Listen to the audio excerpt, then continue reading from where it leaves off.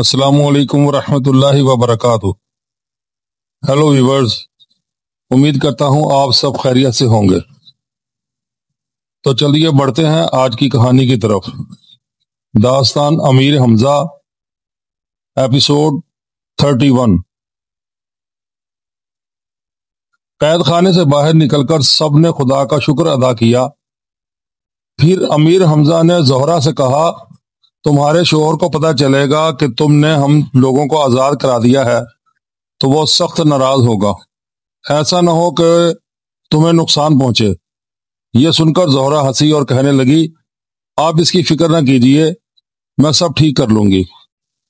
یہ کہہ کر وہ اپنے رتھ پر بیٹھنے ہی والی تھی کہ عادی پہلوان ہاتھ جوڑ کر بولا، اے خاتون، خدا تجھے قیامت تک سلامت رکھے، جانے سے پہلے میرے لیے کچھ کھانے پینے کا انتظام تو کرتی جا، بہت دن سے بھوکا مر رہا ہوں۔ عادی کی یہ بات سن کر زہرہ بے اختیار ہنس پڑی، کہنے لگی، آپ لوگ گھوڑوں پر سوار ہو کر میرے پیچھے پیچھے محل میں آ جائیں۔ عادی خوش ہو گیا اور یہ سب لوگ حاکم حلب کے محل میں پہنچے۔ زہرہ عادی کو باورچی خانے میں لے گئی، وہاں کئی دیگیں دودھ کی بھری ہوئی رکھی تھیں۔ عادی نے جی بھر کر دودھ پیا اور پھر کھیر کے تھالوں پر ہاتھ صاف کیا۔ امیر حمزہ اور ان کے دوسرے ساتھیوں نے بھی خوب جی بھر کر کھایا۔ اس کے بعد زہرہ انہیں اپنے محل کے ایک خاص کمرے میں لے گئی، جہاں چاندی کا ایک بہت بڑا صندوق رکھا تھا۔ اس صندوق میں کیا ہے؟ امیر حمزہ نے پوچھا۔ اس میں پہلوان سام بن ٹریمان کا لوہے کا گرز رکھا ہے، جس کا وزن 12 من ہے۔ یہ گرز آپ کی نظر ہے، زہرہ نے صندوق کھولتے ہوئے جواب دیا۔ امیر حمزہ یہ گرز دیکھ کر بے حد خوش ہوئے اور کہنے لگے، اگر عزیز مصر نے میری اطاعت قبول نہ کی تو قسم ہے پیدا کرنے والے کی کہ اسی گرز سے اس کی کھوپڑی پاش پاش کر دوں گا۔ ادھر استفتح نوش اور صدف نوش مصری فوجوں سے گھمسان کی جنگ کرنے میں مصروف تھے کہ جاسوسوں نے امیر حمزہ کے آنے کی خبر پہنچا۔ دونوں یونانی پہلوان دوڑے دوڑے ان کے استقبال کو گئے اور پیروں پر گرے۔ امیر حمزہ نے باری باری دونوں کو سینے سے لگایا اور خوب شاباشی دی۔ عزیز مصر کو جب امیر حمزہ کے آنے کی خبر معلوم ہوئی تو اس کے اوسان خطا ہو گئے، مصری فوجوں کے پیر اکھڑ گئے اور جس کا جدھر منہ اٹھا ادھر بھاگ نکلا۔ امیر حمزہ نے اپنے سرداروں کو حکم دیا کہ جو شخص ہماری اطاعت قبول کرے اسے چھوڑ دو اور جو نہ مانے اسے ہلاک کر دو۔ عزیز مصر کا ایک بھائی ناصر شاہ تھا، وہ امیر حمزہ کی خدمت میں آیا اور ان کی اطاعت کر لی۔ تب امیر حمزہ نے اسے سونے کی کرسی پر بٹھایا اور وعدہ کیا کہ عزیز مصر کی سلطنت تجھے عطا کروں گا۔ یہ سن کر ناصر شاہ خوشی کے مارے اچھل پڑا۔ عزیز مصر اپنی جان چھپاتا پھرتا تھا مگر کہیں پناہ نہ ملتی تھی۔ عمر و عیار اس کی تلاش میں تھا۔ آخر عزیز مصر نے گسیارے کا بھیس بدلا اور شہر پناہ کے دروازے سے باہر نکلنے کی کوشش کی۔ اتفاق سے اس وقت عمر و عیار بھی ایک بڈھے فقیر کے بھیس میں دروازے پر موجود تھا۔ اس نے دیکھا کہ ایک گھسیارا گردن اٹھائے نہایت شان و شوکت سے قدم اٹھاتا چلا آ رہا ہے۔ اس کا چہرہ مہرہ گھسیاروں سے بالکل نہیں ملتا تھا اور نہ چال ڈھال ہی ویسی تھی۔ عمروں کو شک ہوا، آگے بڑھ کر گھسیارے کی گدھی ناپی اور کہنے لگا، جناب گھسیارے صاحب، ذرا رکیے، تم کون ہوتے ہو مجھے روکنے والے؟ نقلی گھسیارے نے ناراض ہو کر کہا اور گھونسا تان کر عمروں کی طرف لپکا۔ عمروں نے اچھل کر ایک ٹکر اس کی ناک پر دے ماری، جس سے گھسیارے کی نصیر پھوٹ گئی۔ عمروں نے اس کے ہاتھ پیر باندھ کر اپنی زنبیل میں ڈالا اور لشکر کی طرف چلا۔ راستے میں گھسیارے سے کہنے لگا، اگر تم پہلے ہی سچ سچ بتا دیتے کہ کون ہو تو اتنی مرمت نہ ہوتی۔ بولو اب کیا رائے ہے؟ سیدھا امیر حمزہ کے پاس لے چلوں؟ یہ سن کر عزیز مصر گڑ گڑانے لگا کہ مجھے حمزہ کے پاس نہ لے جاؤ، مگر عمروں نے ایک نہ سنی اور اس کو امیر حمزہ کے سامنے لے جا کر ڈال دیا۔ انہوں نے ناراض ہو کر کہا، تم بالکل پاگل ہو گئے ہو، اس بیچارے گھسیارے کو پکڑ کر لانے کی کیا ضرورت تھی؟ بے حد ضروری تھی بھائی جان، عمروں نے جواب دیا۔ ذرا غور سے اس جناب کی شکل ملاحظہ فرمائیے اور دیکھیے کہ گھسیارے کے روپ میں کون صاحب چھپے ہوئے ہیں۔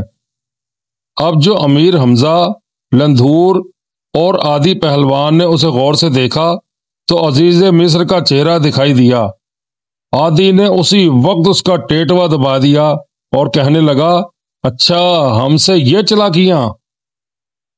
بول امیر حمزہ کی غلامی قبول کرتا ہے یا پہنچاؤں سیدھا جہنم میں؟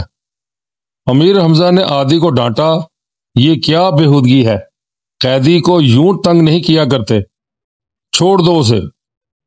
یا امیر آپ بھول گئے کہ اس مردود نے ہم پر کیسے کیسے ظلم توڑے ہیں؟ عادی نے منہ بنا کر کہا۔ وہ تو ٹھیک ہے، مگر جو کام اس نے کیا وہی ہم کریں تو ہم میں اور اس میں کیا فرق رہے گا؟ امیر حمزہ نے عادی کو سمجھایا۔ پھر وہ عزیز مصر سے بولے، تم نے دیکھ لیا دھوکے بازی کا کیا نتیجہ ہوتا ہے، اب اپنی سزا خود ہی تجویز کرو، اطاعت قبول کر لو تو تمہارے حق میں بہتر ہے، ورنہ میں قسم کھا چکا ہوں کہ سام بن ٹریمان کے 12 من وزنی گرز سے تمہاری کھوپڑی پاش پاش کر دوں گا۔ عزیز مصر کا رواں رواں دہشت سے کانپنے لگا۔ وہ اوندھے منہ امیر حمزہ کے سامنے گر پڑا اور جان کی امان طلب کی۔ امیر حمزہ نے عمروں کو اشارہ کیا، اس نے جھٹ غلامی کا حلقہ عزیز مصر کے کان میں ڈالا اور پھر اسے سب پہلوانوں کے گلے ملوایا اور عزت سے کرسی پر بٹھایا۔ عزیز مصر نے درخواست پیش کی کہ اس کا تاج اور تخت واپس کیا جائے، مگر امیر حمزہ نے کہا، ہم تمہاری سلطنت تمہارے چھوٹے بھائی ناصر شاہ کے حوالے کر چکے ہیں، اس لیے یہ خیال چھوڑ دو۔ ہاں یہ ممکن ہے کہ ناصر شاہ تمہیں اپنی سلطنت میں کوئی اچھا عہدہ دے دے، ہم سفارش کر دیں گے۔ یہ سن کر عزیز مصر چپ ہو گیا، لیکن دل میں سخت پیچ و تاب کھاتا رہا۔ رات ہوئی تو سب لوگ اپنے اپنے خیموں میں جا کر لیٹ کر سو گئے، مگر عزیز مصر کی آنکھوں سے نیند غائب تھی۔ آخر وہ ادھر ادھر دیکھ کر اٹھا اور ایک چمکتا ہوا خنجر لے کر چپکے چپکے امیر حمزہ کے خیمے کی طرف چلا۔ اتفاق سے پہرے دار بھی اونگ گیا، اس لیے عزیز مصر کو خیمے میں داخل ہونے کا موقع مل گیا۔ امیر حمزہ بے خبر سو رہے تھے۔ عزیز مصر نے خنجر اٹھایا، اس کے پھل کی چمک اتنی تیز تھی کہ فوراً امیر حمزہ کی آنکھ کھل گئی۔ انہوں نے ایک گھونسا ایسا مارا کہ عزیز مصر لڑکتا ہوا خیمے سے باہر جا پڑا۔ تب حمزہ باہر نکلے، اس کی گردن پکڑ کر اٹھایا اور کہا، مجھے پہلے ہی شبہ تھا کہ تیرے دل میں بدی ہے، تو سمجھ رہا تھا کہ میں سو رہا ہوں، مگر حقیقت میں جاگ رہا تھا۔ اب دنیا کی کوئی طاقت تجھے مرنے سے نہیں بچا سکتی۔ عزیز مصر پھر رونے اور گڑ گڑانے لگا، لیکن امیر حمزہ نے ایک نہ سنی۔ عمروں کو بلا کر حکم دیا کہ اس فریبی مکار کو فوراً موت کے گھاٹ اتار دو، اس نے رات کی تاریکی میں ہم پر حملہ کرنے کی کوشش کی تھی۔ اس سے پہلے کہ عمروں آگے بڑھے، عادی پہلوان جھومتا ہوا آیا اور عزیز مصر کے ایسی لات جمائی کہ وہ ہوا میں گیند کی طرح اچھلا اور ایک قریبی پہاڑی ٹیلے سے ٹکرا کر دھم سے نیچے گر پڑا۔ اگلے روز اس کی لاش کتوں اور گدھوں نے نوچ نوچ کر کھائی۔ ہفت ملک کے بادشاہوں سے خراج لینے اور باغیوں کو سزا دینے کے بعد امیر حمزہ کی مہم ختم ہو چکی تھی، اس لیے انہوں نے مدائن واپس جانے کا فیصلہ کیا۔ لشکر میں خوشی کی لہر دوڑ گئی، کیونکہ سپاہیوں اور فوجی سرداروں کو اپنے وطن سے نکلے ہوئے بہت دن ہو گئے تھے اور سب کو اپنے بال بچوں کی یاد ستا رہی تھی۔ اب ہم امیر حمزہ اور ان کے بہادر ساتھیوں کو تو مدائن کے راستے میں چھوڑتے ہیں، اور آپ کو گستم پہلوان کے پاس لیے چلتے ہیں۔ ذرا دیکھیے کہ وہ امیر حمزہ کے خلاف کس قسم کی کارروائیوں میں مصروف ہے۔ گستم کے جاسوس ایک ایک لمحے کی خبریں اسے پہنچا رہے تھے۔ اس کو جب معلوم ہوا کہ امیر حمزہ نے 7 ملک کے بادشاہوں کو زیر کیا اور آخر میں عزیز مصر کو عادی پہلوان کے ہاتھوں مروا دیا تو اس کے ہاتھوں کے طوطے اڑ گئے۔ اس میں حمزہ کا مقابلہ کرنے کی طاقت نہ تھی۔ وہ بھاگا بھاگا مغل بادشاہ کے دربار میں گیا جس کا نام زدپین کومیش تھا۔ زدپین وحشی تاتاریوں اور منگولوں کا سردار تھا اور نہایت زبردست اور طاقتور بادشاہ تھا۔ نوشیروان کے ساتھ بھی اس کی پرانی دشمنی چلی آتی تھی، لیکن کئی بار جنگ میں شکست کھا کر اب بہت دن سے خاموش بیٹھا تھا۔ گستم پہلوان نے زدپین کے دربار میں پہنچ کر ساری داستان نمک مرچ لگا کر کہہ سنائی اور آخر میں زدپین کو یہ کہہ کر ڈرا دیا کہ اگر امیر حمزہ کو جلد مارا نہ گیا تو نہ صرف وہ شہزادی مہر نگار کو لے جائے گا بلکہ عین ممکن ہے کہ مغل سلطنت پر بھی حملہ کر دے۔ یہ سن کر زدپین نے بل کھایا اور شیر کی طرح دہاڑ کر بولا، کس کی مجال ہے کہ میری جانب آنکھ اٹھا کر بھی دیکھے؟ افسوس ہے ایرانیوں، یونانیوں اور مصریوں پر کہ ایک معمولی عرب سے شکست کھا گئے۔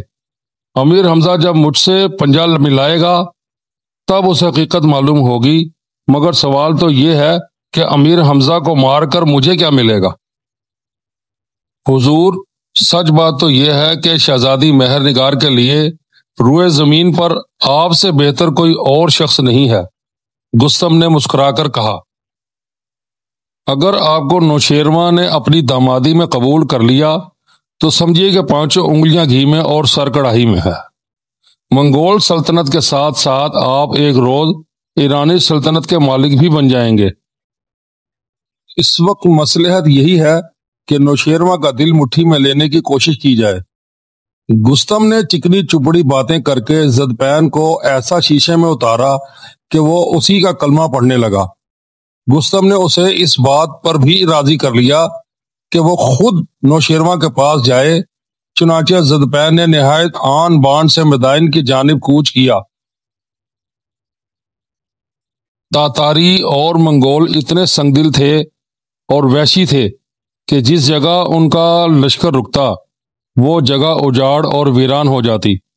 بستیاں لوٹ کر آگ لگا دینا ان کا محبوب مشغلہ تھا۔ وہ مردوں اور عورتوں کو پکڑ کر غلام اور باندیاں بنا لیتے اور بچوں کو قتل کر دیتے تھے۔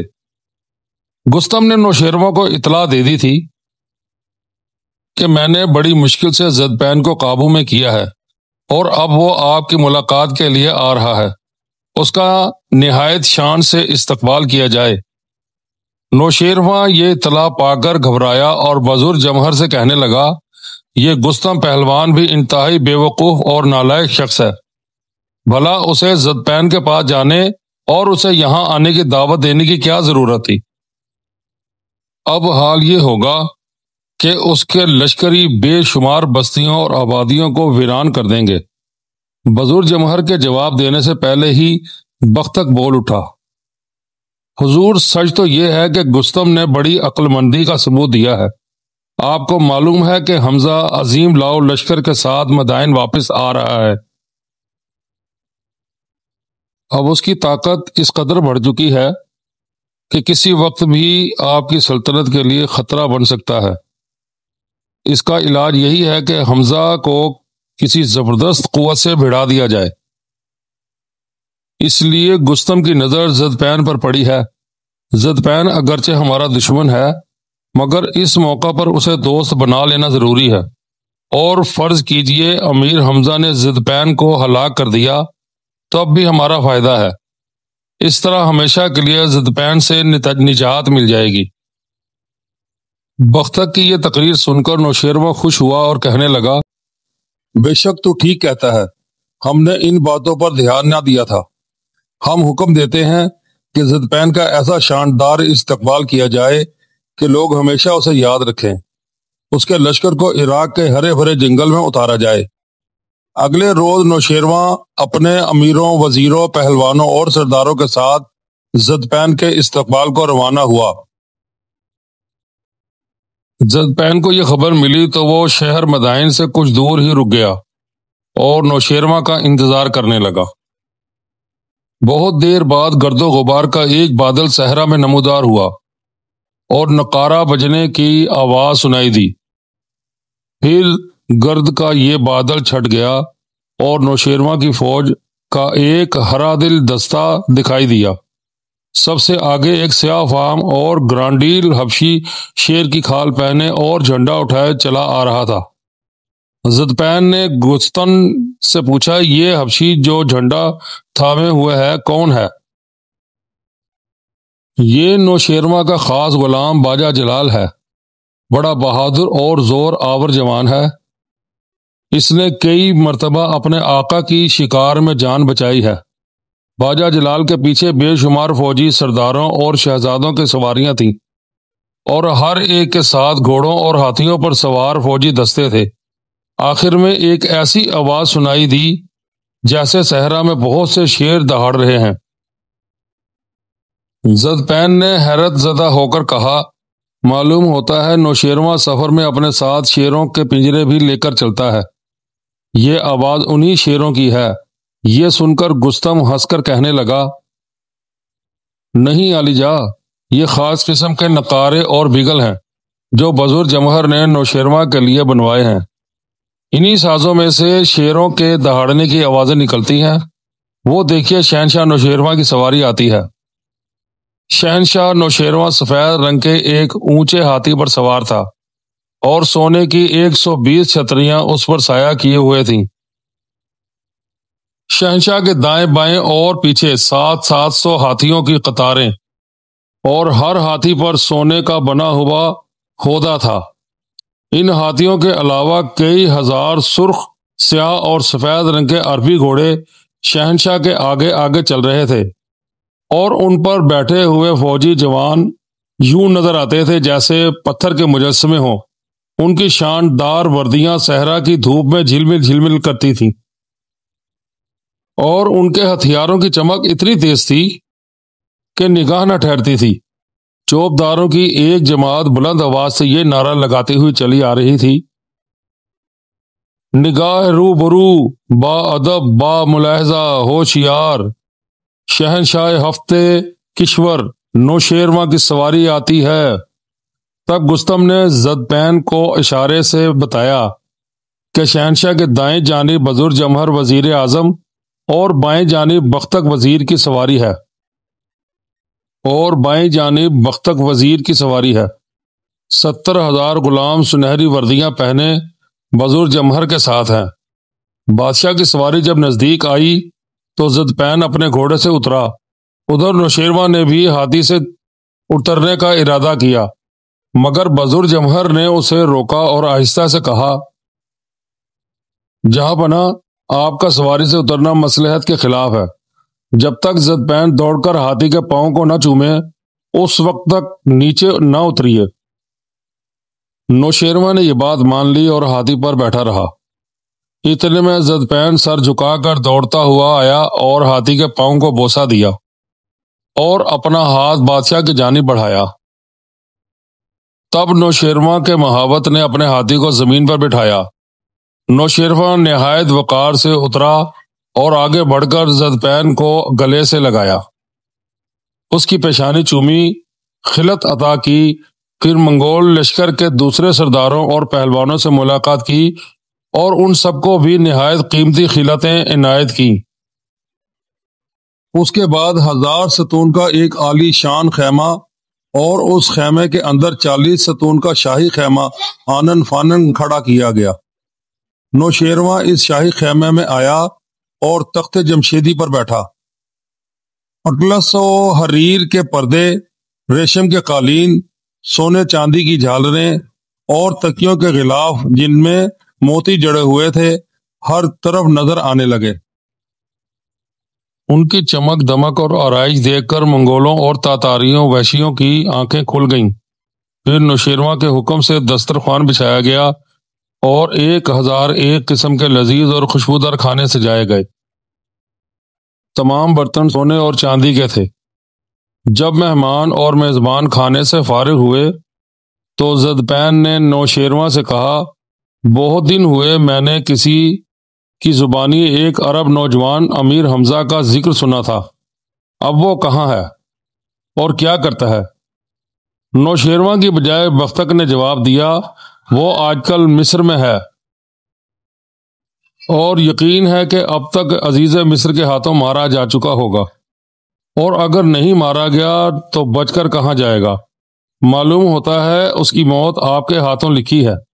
یہ سن کر زدپین مسکرایا اور مونچھوں کو تاؤ دے کر بولا، دراصل شہنشاہ نوشیروان نے اس معمولی عرب کو خواہ مخواہ سر پر چڑھا لیا تھا، ورنہ کیا پدی اور کیا پدی کا شوربہ۔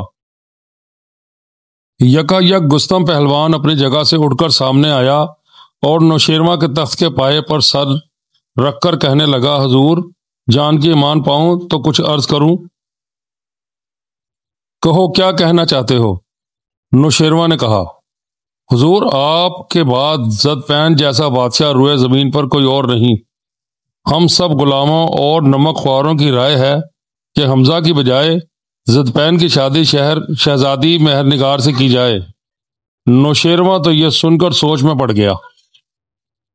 اتنے میں بختک اٹھ کھڑا ہوا اور اس نے بھی جان کی امان طلب کر کے گستم کے ہاں میں ہاں ملائی۔ نوشیروان نے بزرگ جمہر کے کان میں کہا، آپ کی کیا رائے ہے؟ زدپین کو کیا جواب دوں؟ اگر انکار کرتا ہوں تو یقین ہے کہ یہ موذی اور اس کے وحشی سپاہی آن کی آن میں میرا ملک تباہ کر دیں گے اور بے شمار لوگ قتل ہو جائیں گے، اور اگر قبول کرتا ہوں تو امیر حمزہ کو کیا منہ دکھاؤں گا؟ بزرگ جمہر چند لمحے چپ رہا، پھر چپکے سے بولا، علی جا، مصلحت یہ ہے کہ آپ اس وقت زدپین کے ساتھ شہزادی کی شادی کرنے کا اعلان فرما دیں۔ مجھے یقین ہے کہ حمزہ ایک آدھ دن میں یہاں پہنچنے والا ہے۔ شہزادی مہر نگار اس کی امانت ہے، اگر اس کے بازوؤں میں طاقت ہوگی تو وہ زدپین سے اپنی امانت چھین لے گا۔ یہ رائے نوشیروان کو مناسب معلوم ہوئی۔ وہ ہونٹوں پر مسکراہٹ لا کر کہنے لگا، اے گستم وفادار، ہمیں تمہاری تجویز سے اتفاق ہے۔ ہم مہر نگار کی شادی زدپین سے کرنے کو تیار ہیں۔ یہ سنتے ہی زدپین نے دوڑ کر بادشاہ کے پاؤں کو بوسہ دیا اور اپنی آنکھیں اس کے تلوؤں سے رگڑنے لگا۔ دربار میں خوشی کے شادیانے بجائے جانے لگے۔ بختک مکار نے موقع پا کر زدپین کے کان میں کہا، بہتر یہ ہے کہ آپ شہزادی مہر نگار کو اسی وقت اپنے پاس بلوائیں، ایسا نہ ہو کہ کل بادشاہ کی رائے بدل جائے۔ یہ سن کر زدپین نے نوشیروان سے درخواست کی کہ جب حضور اس غلام کو اپنی دامادی میں قبول فرما چکے ہیں تو اب کیا دیر ہے، شہزادی مہر نگار کو مدائن سے بلوا کر میرے ساتھ رخصت کر دیا جائے۔ نوشیروان کے لیے اس درخواست کو ماننے کے سوا کوئی چارہ نہ تھا۔ اس نے گستم پہلوان کے ایک بیٹے قباد کو مدائن جانے اور شہزادی کو حفاظت سے لانے کا حکم دیا۔